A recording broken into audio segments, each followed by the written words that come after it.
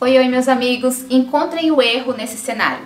O médico que se propõe a fazer um procedimento de aborto é chamado de assassino. Um sistema que legaliza a interrupção de uma gestação é chamado de injusto. A menina ou a mulher que se sujeita a isso já é prometida para o inferno. E quem obriga aos gritos que continuem a gestação se consideram pacificadores pró-vida. Algo de errado não está certo nesse cenário todo. Nas últimas horas teve uma notícia que chocou muita gente, inclusive eu, de uma menina de 10 anos que ela era estuprada pelo próprio tio desde os 6 anos de idade. E agora com 10 anos ela estava grávida, uma gestação totalmente não planejada, totalmente traumatizante, fruto de algo que jamais nenhum ser humano deveria passar, que é o estupro. Aí médicos, psicólogos e o próprio governo colocaram em pauta um assunto que muitas pessoas ignoram, que até consideram um absurdo, que é a legalização do aborto. Foi legalizado o aborto dessa menina, foi agendado o procedimento para interromper a gestação de uma criança que levava outra criança, no ventre, e de repente muitos manifestantes começaram a fazer o maior auê na frente do hospital, tentaram até invadir o local para impedir que a menina cometesse o aborto.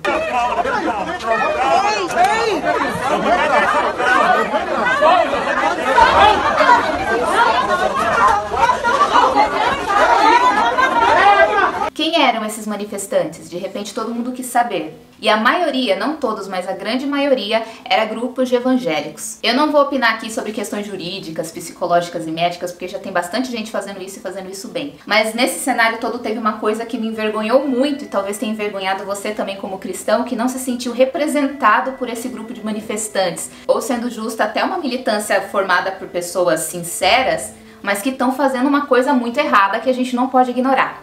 Primeiro a gente precisa entender uma coisa. É plano de Deus o aborto? Óbvio que não. Mas é plano de Deus o incesto e o estupro?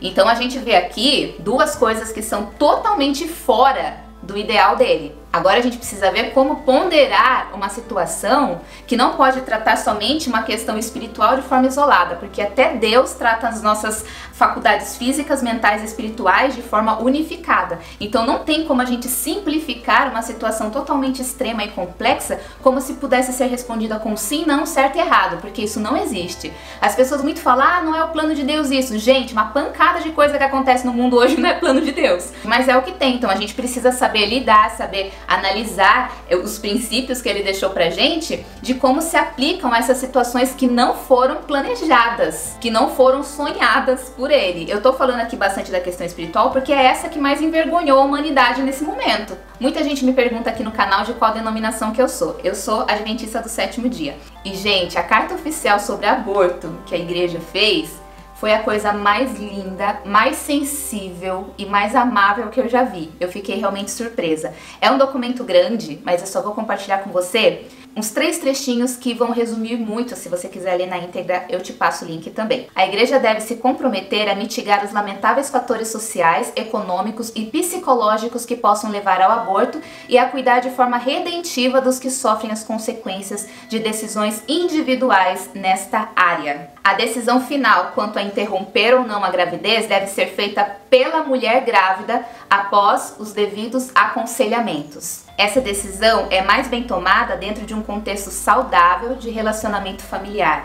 Um ambiente saudável, apoio psicológico e físico. Aqui a gente não vê nada de agressão, de imposição e de discursos de culpa. Assim, qualquer tentativa de obrigar as mulheres, quer a manter ou a interromper a gravidez, deve ser rejeitada como violação à liberdade pessoal. Então, embora não apoie o aborto, a igreja e seus membros são chamados a seguir o exemplo de Jesus e ser cheia de graça e de verdade. Como que a gente pode fazer isso? Promover uma atmosfera de amor verdadeiro e apoio amoroso aos que enfrentam decisões difíceis relacionadas ao aborto. Cuidar profundamente de diversas maneiras das mulheres grávidas que decidem dar prosseguimento à gestação e oferecer apoio emocional e espiritual às mulheres que abortaram por diversos motivos ou foram obrigadas a abortar e podem estar passando por sofrimento físico, emocional e espiritual.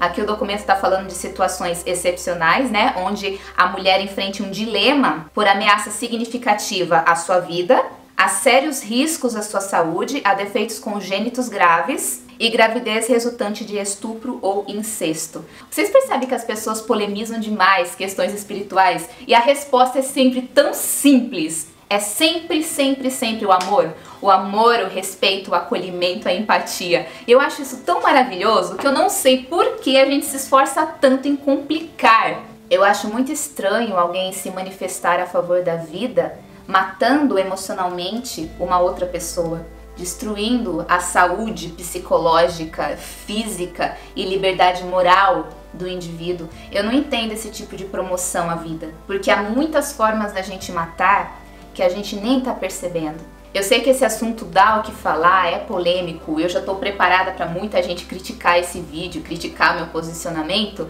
mas isso de verdade é uma coisa que não vai mudar. Espero que esse vídeo tenha sido útil para você, você religioso ou não, você que se sente representado pelo que eu falei ou não, e também para você, menino ou mulher, que infelizmente nesse mundo ruim, teve que enfrentar alguma dessas circunstâncias excepcionais, terríveis e torturantes, que é um estupro ou quem sabe uma situação que você se encontra numa gestação entre a vida e a morte. Não carregue nesse momento culpa, porque se tem uma coisa que você pode ter certeza, isso não existe debate contra, é que ele não te criou para nenhuma dor emocional, ele não te criou para o sofrimento e ele também te criou para a liberdade. Um beijo na testa, até mais!